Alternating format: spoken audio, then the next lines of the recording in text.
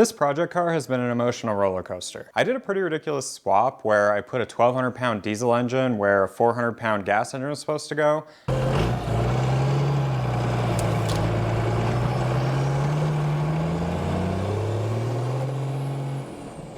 And in order to make that work, I had to modify the entire car to get this thing to fit. I stretched the front end, I put in 110 axles.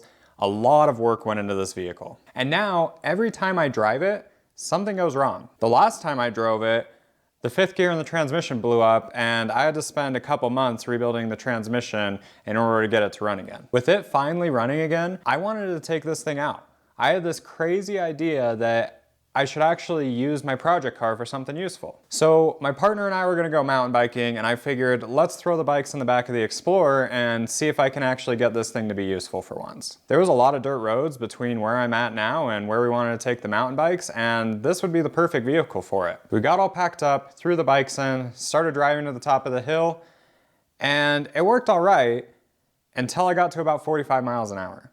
At 45, there was a horrible vibration in this thing that shook my entire seat. Now, at first I was a little nervous that maybe the transmission was having issues again, but this was a totally different type of vibration. It only depended on the speed that the vehicle was going.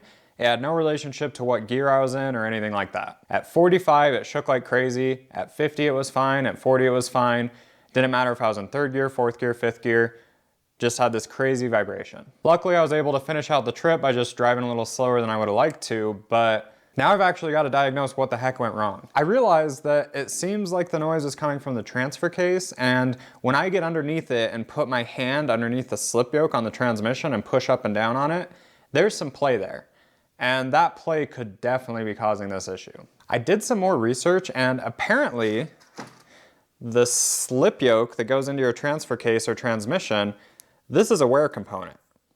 Now, that makes sense because it slides in and out, so the splines could wear and the outside can wear, but that's not something I had ever really thought of a wearable, replaceable component.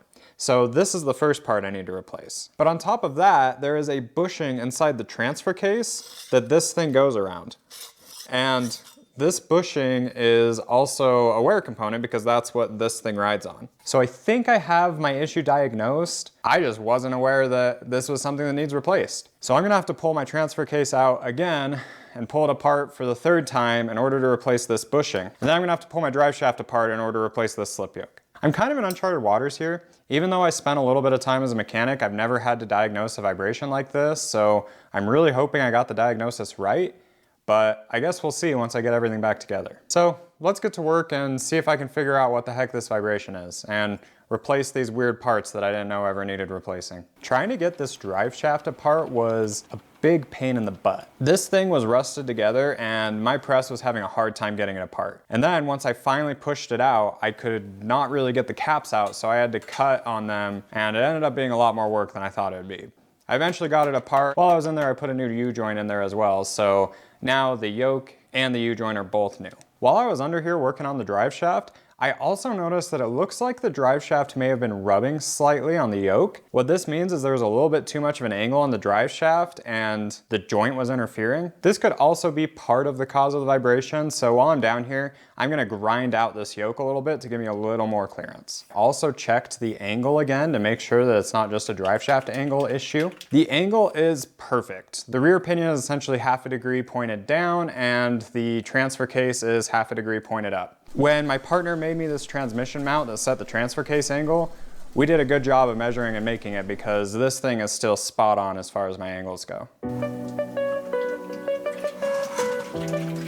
I am dying to actually be able to use this thing. I really want to get it off road. I really want to be able to drive it on the road.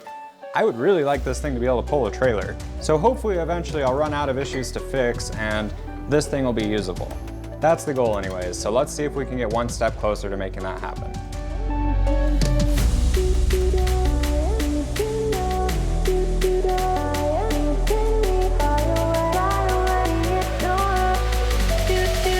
All right, I got the transfer case in. It's time to go for a test drive and see if I fixed it. It's about 100 degrees out and this thing has no AC, but that's fine. I really hope I didn't misdiagnose it, so let's figure out if I did this right or not.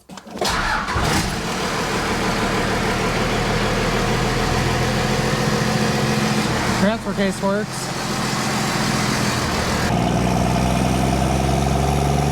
20 miles an hour.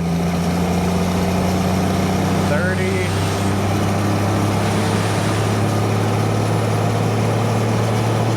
35.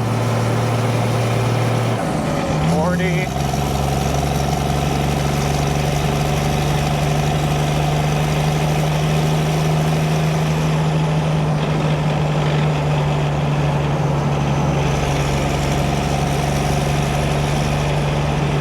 Got a vibration still.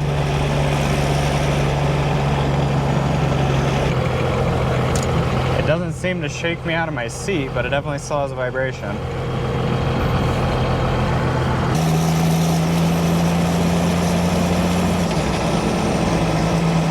Well, I was straight to 50 and it was fine.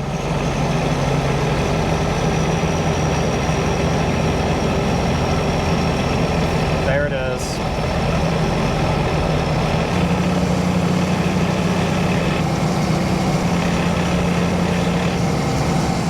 So all that work made a really big difference. There is still a minor vibration left, but it went from impending disaster to minor annoyance. To fix the remaining vibration, I'm just gonna take the drive shaft in and get it balanced. Unfortunately, there's nowhere near me that will balance a drive shaft, so it's gonna be a bit of a trip in order to make that happen.